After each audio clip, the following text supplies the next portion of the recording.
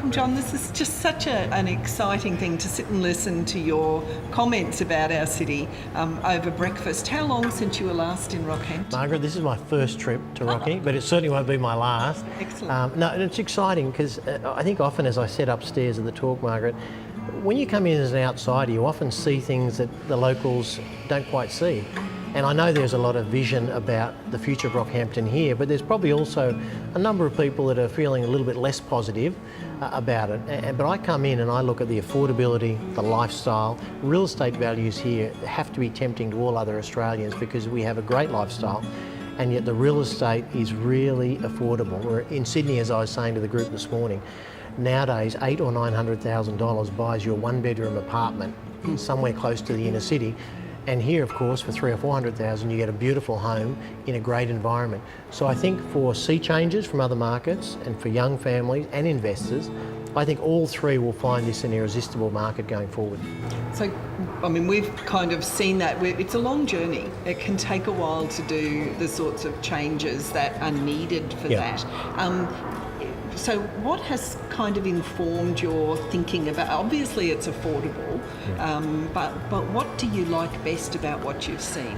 Well, being from real estate, I guess the real estate is the first thing I look at, and I think it has some great property, both commercial and residential opportunities for the medium and long term, and as you say, it can take time, at a very affordable. But then I always look at the lifestyle, because if something's affordable but it doesn't have a promising future or a great lifestyle, it's probably not affordable because the future is less exciting. But I come here and the people I spoke to at the breakfast and even through our own team, they are optimistic about the future. They see the glory days of Rockhampton returning. They've seen local, state governments, supporting the area, and with some great visionary documentation that I read before I came here to get myself up to speed. And so it feels that there is a strong community spirit. And that's really, at the end of the day, most other things will happen if you have a strong community spirit and you have enough entrepreneurs and visionaries to make it happen. And I think Rockhampton has all of the above.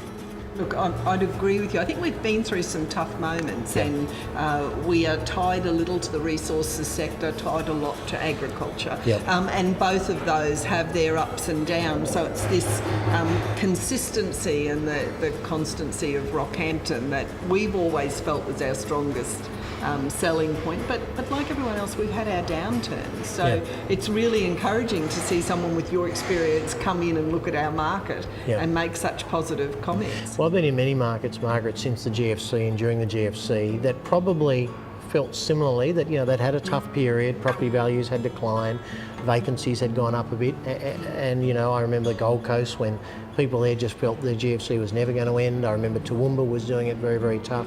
Geelong, when they were going through that metamorphosis of, they had a lot of manufacturing there, and that was closing down, and people thought, would this be the end or the demise of Geelong? I've seen so many great cities around Australia with the sort of community support and vision that we have here that have reinvented themselves. And I understand about, there has been historically and even today a strong dependence on resources and the beef and the agricultural markets. But I think that's a strong gift as long as we don't rely solely on those, as long as we build around those and we look at what other opportunities to make this an even greater city. But I think having those as foundation economies are very, very good for the area, but we just don't rest on our laurels there, which I know you're not. And we kind of build around those, and that's the future that I see, which is why I'm so positive, because I've seen this movie play over and over again in other parts of Australia, and Rockhampton has so much going for it, so I can see it here as well in the next few years. So what do we do next?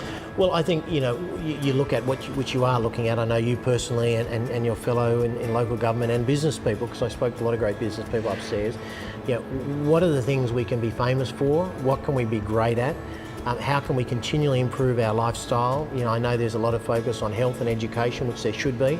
So looking at those things that are important to the local constituents and are attractive to people that aren't yet in this market, And I think just keeping it a simple plan, how do we make this a great lifestyle? How do we improve unemployment so there's more employment? How do we eradicate vacancies? How do we reinvigorate the retail environment? And this venue that we're in today, as I said to you before, Hedrick's Lane, this is one of the great venues in Australia. And I was unaware of it, and you've mentioned me a few other great ones as well nearby.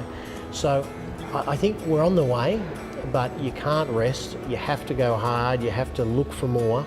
And you have to aspire to be world best, not just better than we were before, because that inevitably won't get you too far, but how do we make this one of the world's best environments, livable? How do we build a local economy? How do we have ourselves less dependent on the beef and the mining resource sector, but still recognise the great role they've played in growing the city today and should continue to grow. And any last words? I suppose our challenge is always to get that. We know what we've got going on, but how do we get that message to the southern areas? You've got to keep spreading the word. I think the word is spreading. One of the reasons that we started to open here, we found a great partner, but we could see that this was a city with a great future and a great opportunity.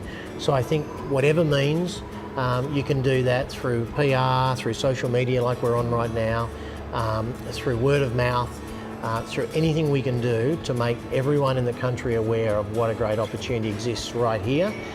If you keep doing that, it does build momentum, and the tide can turn quickly from feeling like, it's a flat economy or the property prices are flat to all of a sudden a little bit of momentum can build to a lot of momentum. So we're going to be excited to keep being a part of that. So thank you. Looking forward to it. Thanks, Margaret. Thank you. Thank you.